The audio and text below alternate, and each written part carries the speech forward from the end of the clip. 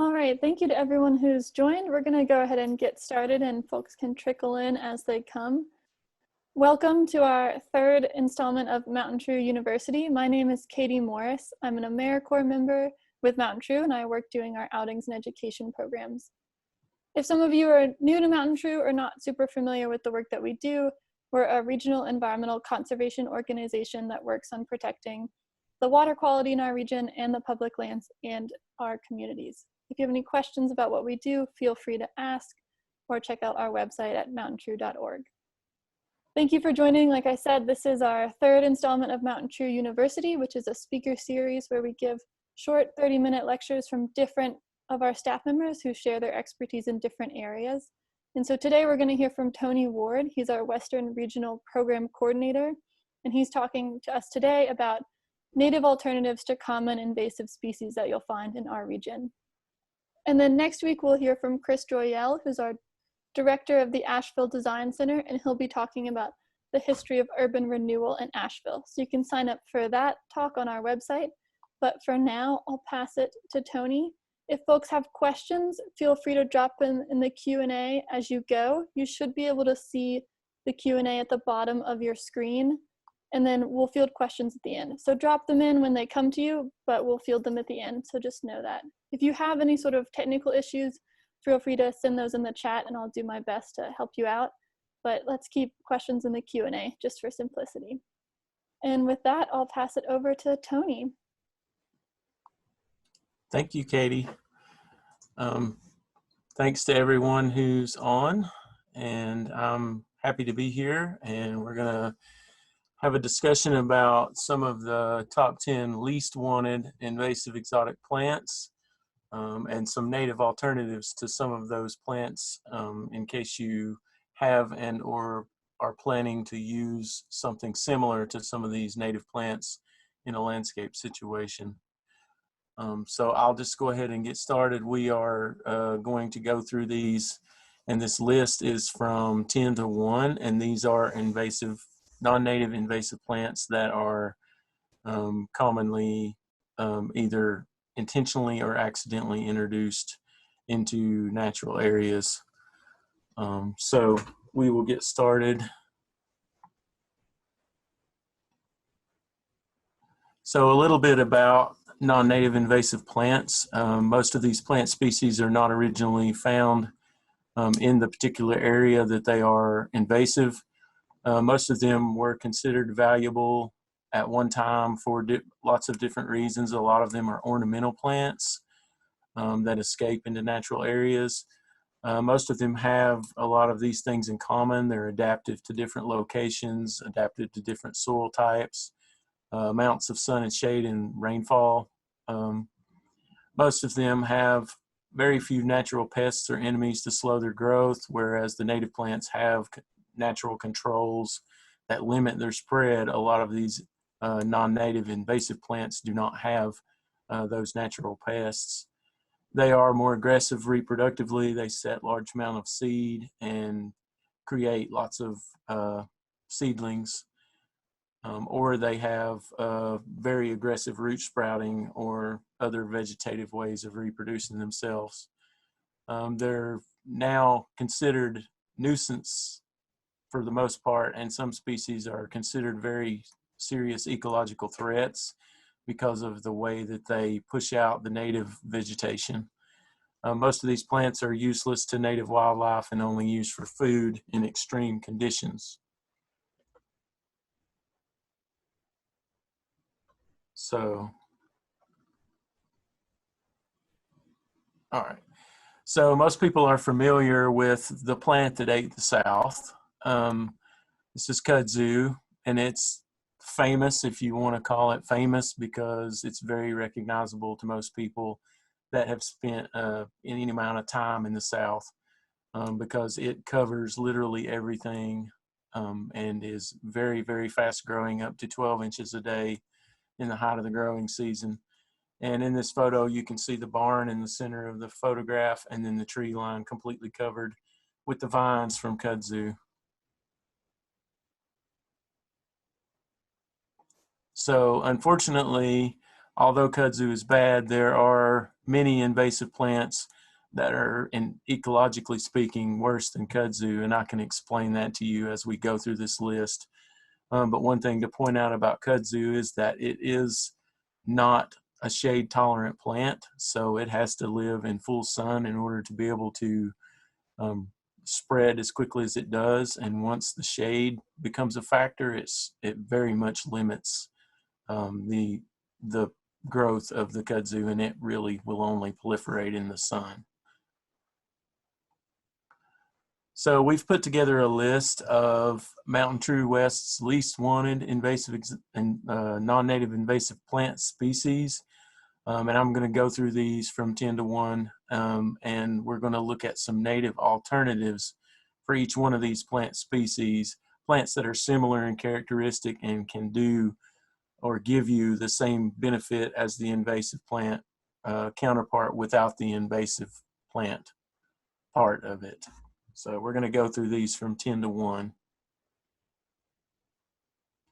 So English ivy is a European plant. It's an evergreen vine. It climbs and invades and can actually, with a very high shade tolerance, spread into late succession forests, and it can climb trees and vertical surfaces using aerial roots. These infested trees become weak and susceptible to wind throw. It's like a sail, and during a storm, these trees can actually blow down from all this extra weight. As I said, it's very highly shade tolerant, and it invades the ground by covering and smothering out all the ground level vegetation, and actually stops the native plants from regenerating themselves because it covers the ground in such a carpet of vegetation. And up in the canopy, it can cause all sorts of problems for trees. This plant is still very widely sold, very widely planted as an ornamental plant. And a lot of times, because it has a slow growth rate, people will plant it, let it do what it's supposed to do, and then forget about it. And that's when it really becomes an issue. So just avoid this one. So there are some good native alternatives. Virginia Creeper, for just greenery, is a ground cover and a climbing vine that you can use, to train on trellises or fences, just like English ivy. Allegheny spurge is another native ground cover. Crossvine, which is in the photograph on this slide, is a very beautiful flowering native vine that will do well on a trellis, do well on a wall, do well going up in trees, things like that. Partridgeberry and shrub yellowroot are also two really good native ground cover type plants. Number 9 is Nandina, which is also referred to by some plant dealers as heavenly bamboo. There are many different varieties of Nandina, and up until recently, it was actually being planted in highway medians and places like that as an ornamental plant.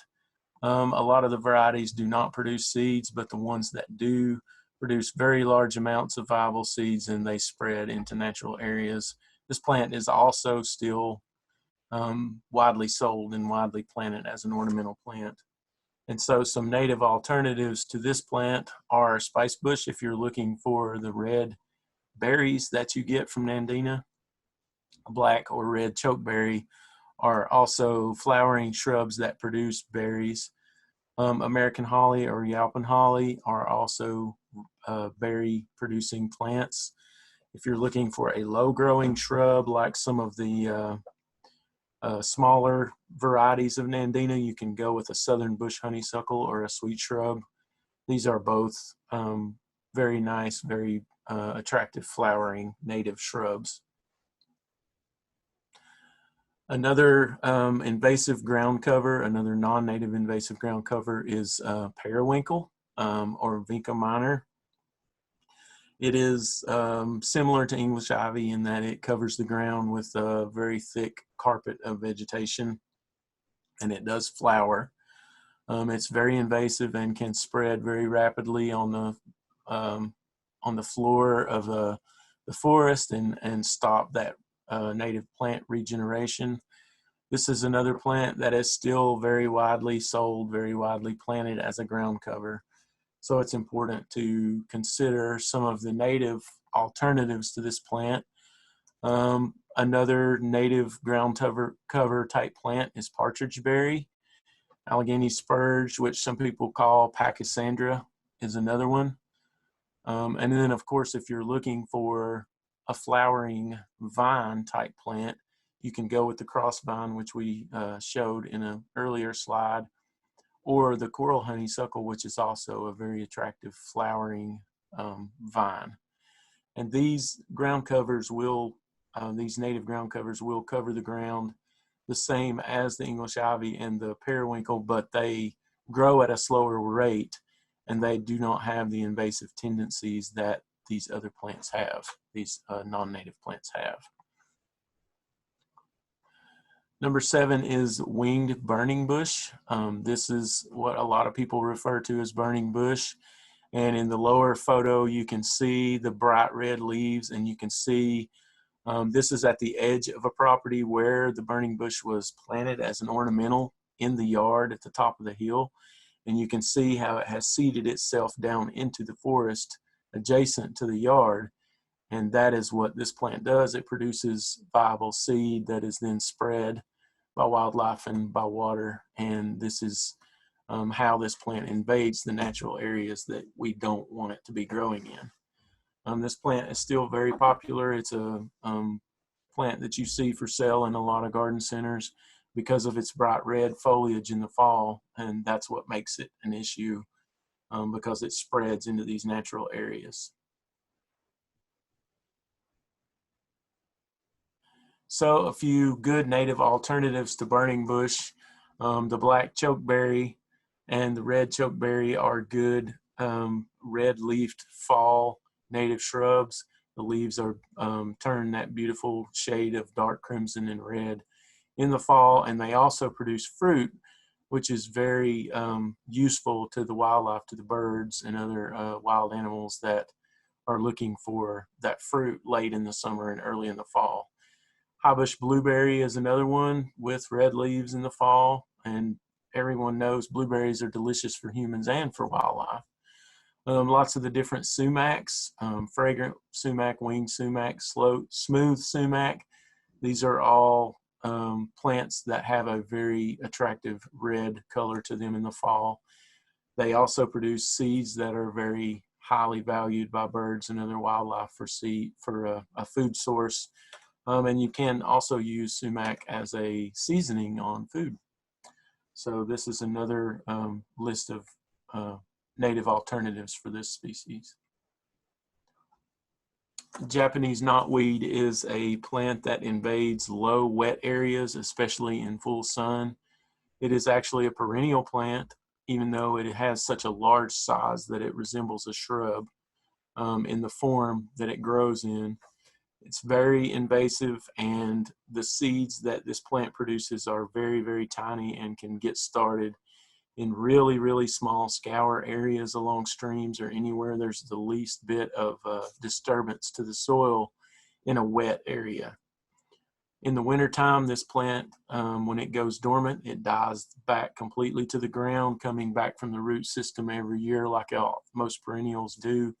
But this leaves the ground, because it is so thick in the summer, nothing else can grow, and it leaves the ground raw and open to erosion, which is, you know, in the southeast, that's when we get the majority of our rain, is in the winter. So this plant reproduces very quickly by lateral runners, and it also, as I mentioned, produces a lot of viable seed, which can spread by water and by wind very quickly, and it's very invasive.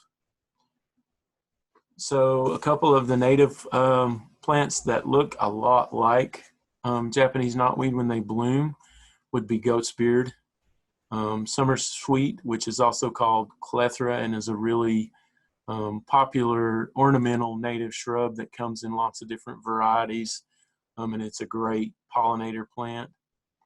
If you're looking for something that grows rapidly like Japanese knotweed in the low wet areas.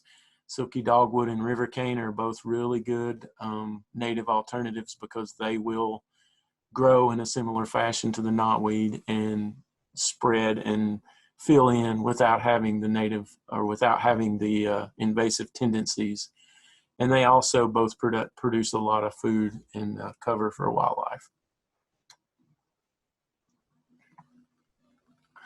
Number 5 is another one of those very thick invasive plants in low wet areas. It can also be invasive in higher, drier sites if it's planted there. This is exotic bamboo. It's very easy to tell this from river cane because it's much larger, and I have seen individual stalks of bamboo that can be up to 6 inches in diameter. River cane will never get much bigger than the diameter of your thumb.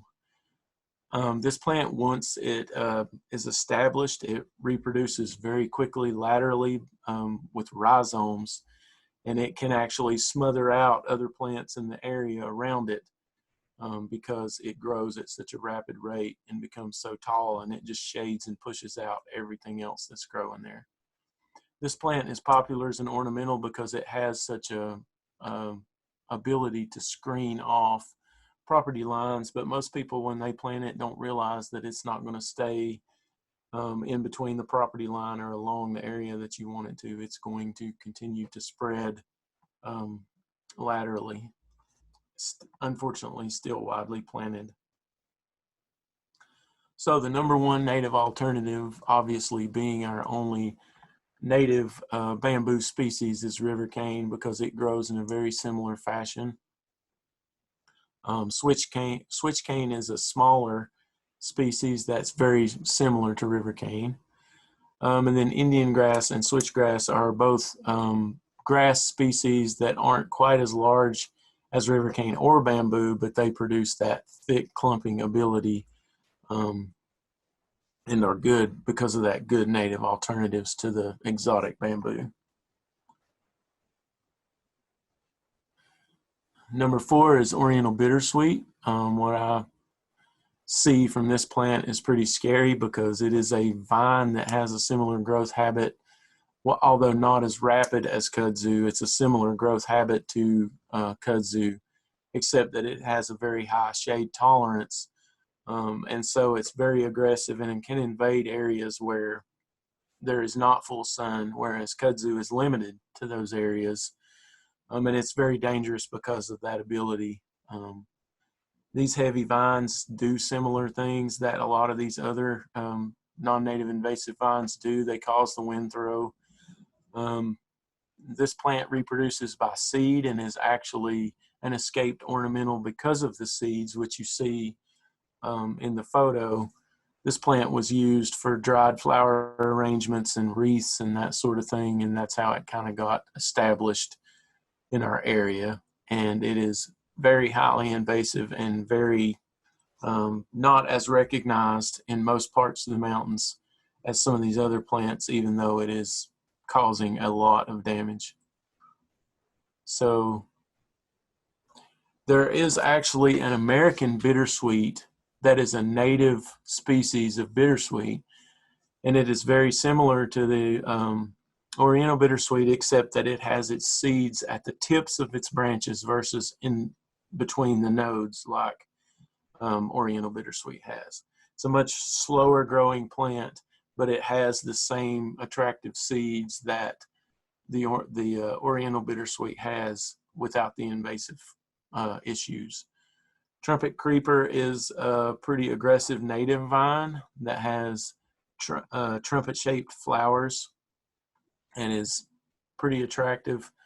And of course, the cross vine, again, can't recommend that plant enough. So the number 3 plant, non-native invasive plant, is Multiflora Rose. This is a plant that was at one time introduced a lot as a living fence in agricultural situations. It forms such an impassable thicket that most of the native plants are pushed out, and it clumps and then sprouts at the tips. of the branches, and this plant is very highly adaptive and very shade tolerant. The rose hips that you see in the corner of the photo are devoured by birds at some points and spread by birds that way. This plant is very invasive and very problematic, and in no way similar to the roses that we plant in our landscape as ornamentals.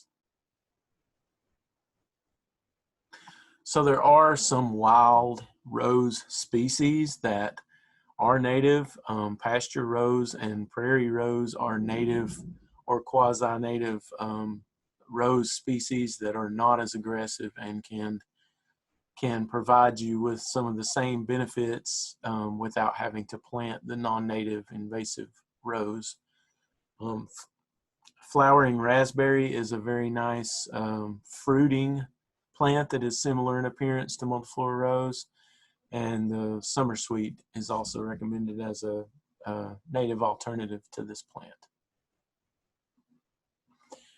Number 2 is Chinese privet. Most people are familiar with Chinese privet, and I would dare say that most people no longer plant Chinese privet as an ornamental, although there are some other European privet and some other varieties of privet that are still sold as ornamental plants. A variegated privet is one of those.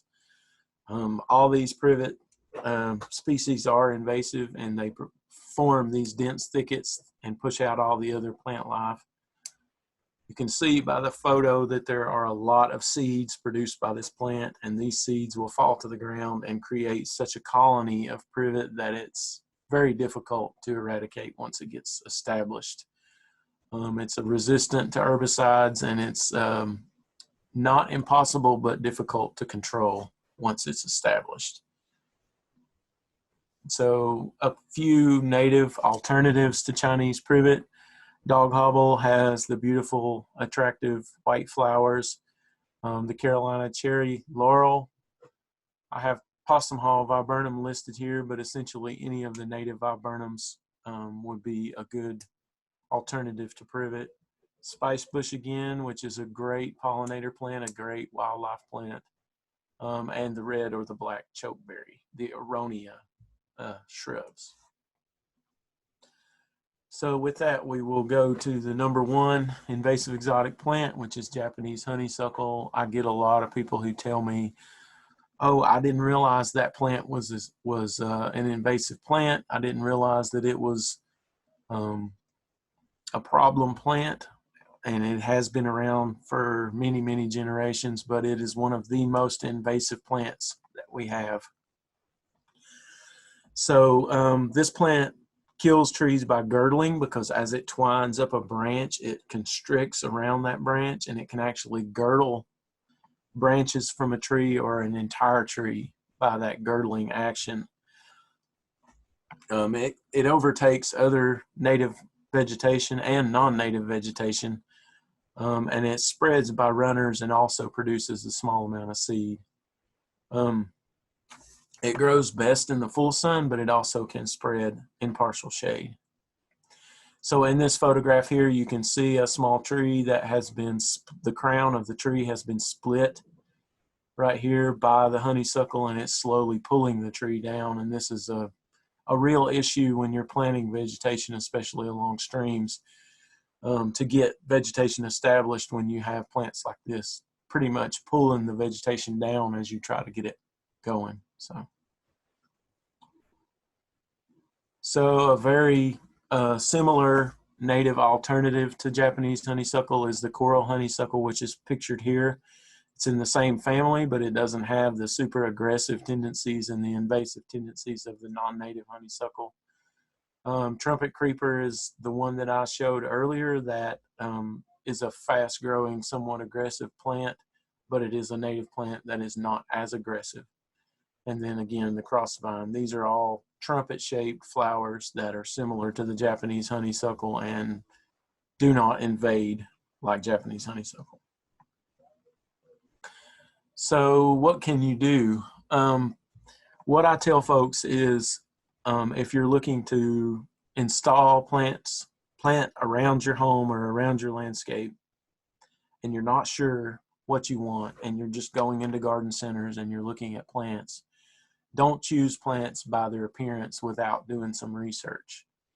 A lot of the plants that they sell in the big box stores and some of the larger nurseries are sold as an ornamental plant, and they're touted as being a great plant for landscape. But what people don't realize is that a lot of these plants are just doctored up versions of some of the invasive plants that they probably had to rip out of the ground to make room for the plants that they're planting. So these two photos show, one of them is a privet variety that is being sold at garden centers, and it's a variegated privet. I would not advise planting this. And Japanese silvergrass, which is another invasive plant that a lot of people inadvertently introduce by planting it in their landscape.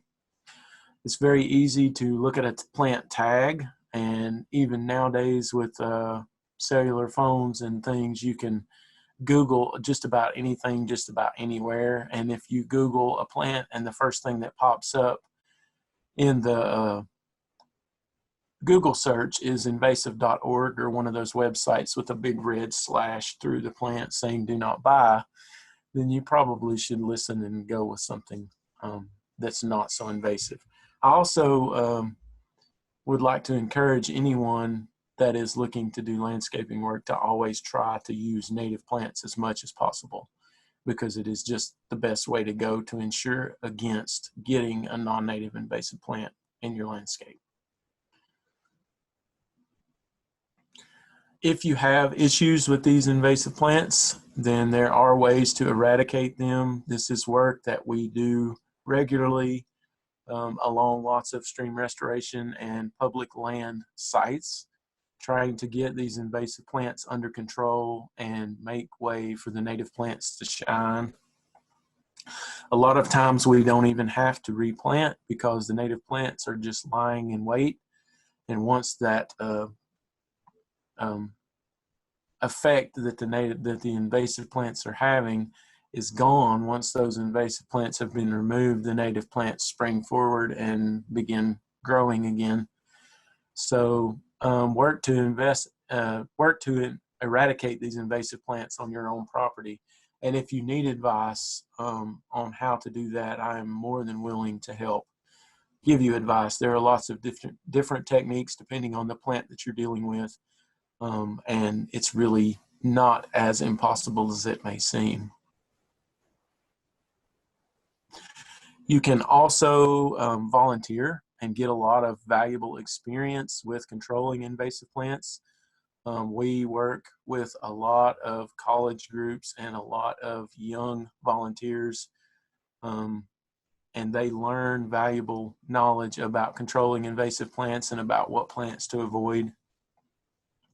We are also trying to encourage folks to start a MountainTrue invasive plant eradication team with our staff members as advisors, and we would love to be able to give people advice on how to eradicate and get rid of the invasive plants and then perpetuate the native species. So that's pretty much all I have. If you would like more information, you can go to mountaintrue.org at this link, and there's a lot of information there on invasive species. So take a look at that, and my contact information is here. If you're interested in contacting me with questions that you come across later on, I'll be more than happy to help. And thank you. Thank you so much, Tony. We've got a couple of questions that have come in, so Okay. I'll go ahead and start reading those off. One person says, great info here, thank you. I recently saw some stands of Japanese knotweed before the Hominy Creek takeout on the French Broad. If I see a spot like that and feel compelled to help, would it be okay for me to do that? Cutting off seed heads, planting other things in the patch, etc. I have elderberry I could root and take with me to plant it there. Because Japanese knotweed is so aggressive, you can definitely stop it from seeding, and that will reduce the issues that are caused by the plant. Don't be surprised if you take cuttings of plants to put in there that the Japanese knotweed comes back and smothers them out. If it is public lands, then I would suggest contacting MountainTrue and we can work on an eradication plan. Bob Gale is working on some really cutting edge technology on controlling Japanese knotweed, and I think we could be really helpful. But anytime you want to stop it from reproducing, stop it from flowering and going to seed, that is definitely helpful. Yes. Thanks. And I put the link to our website page that has information about invasive species in the chat, and I've also put Bob and Tony's emails there if anyone wants to grab those. We had another question come in that says, thanks for the alternatives you suggested. Are there any varieties of Nandina that are either native or at least not aggressively invasive? There are seedless varieties of Nandina that are supposedly not,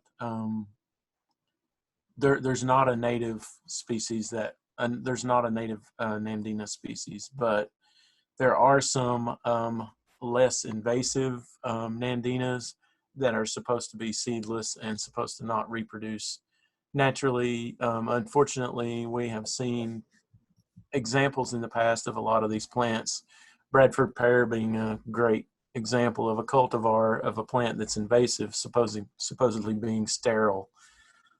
So I would just advise caution in using Nandina at all, because you never know when something can go from sterile to invasive very quickly.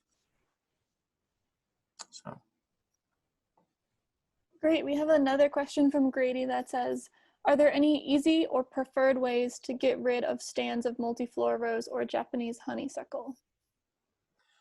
So the way that I typically tackle an infestation, and most of the time it will be a plethora of all the different invasive plants, is I do an initial removal, and usually we do that work with volunteer groups.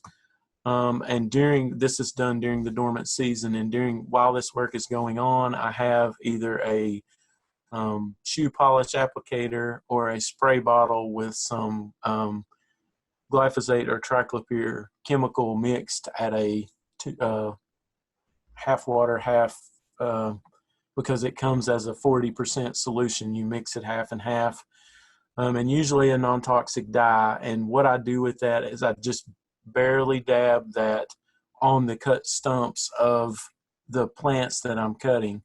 Now, if you have honeysuckle or something like that that has roots and things running everywhere, it's really difficult to do that. But with Multiflora Rose, when you cut it and dab that chemical just on that cut surface immediately after cutting it, it's very effective at stopping the resprouting.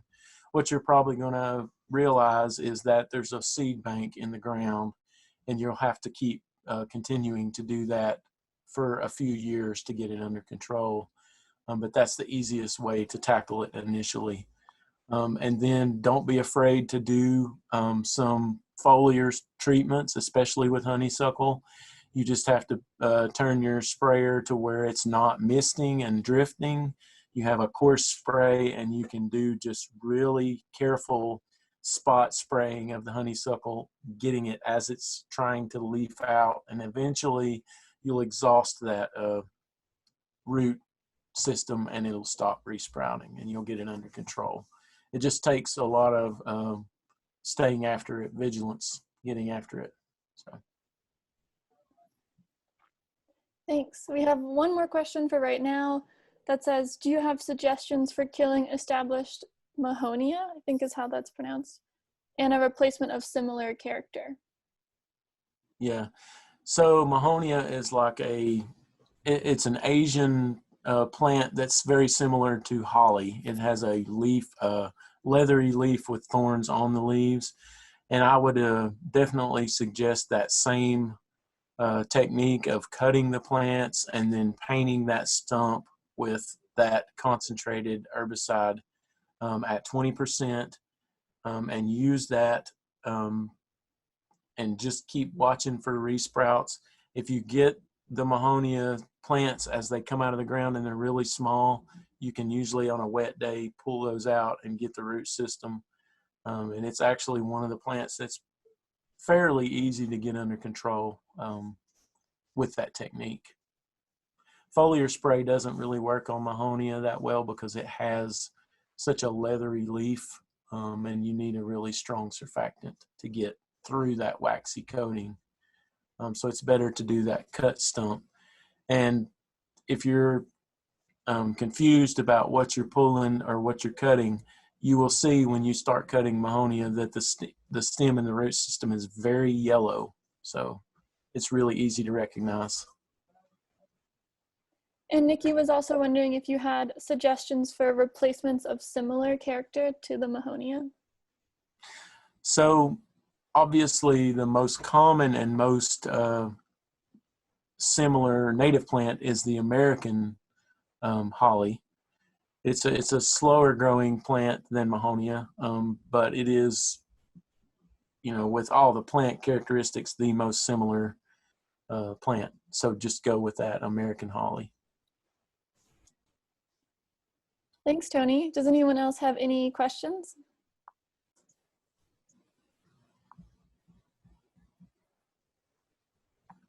All right, I don't see any other questions coming in. So thank you everyone for attending this talk today, and thanks for giving such a great talk, Tony. The recording will be available on our Facebook and website tomorrow, so if you want to revisit it, you can find it there, and I'll send it out to everyone who attended also, so you can access that later. But thanks for joining us today. All right. Thank you, everyone.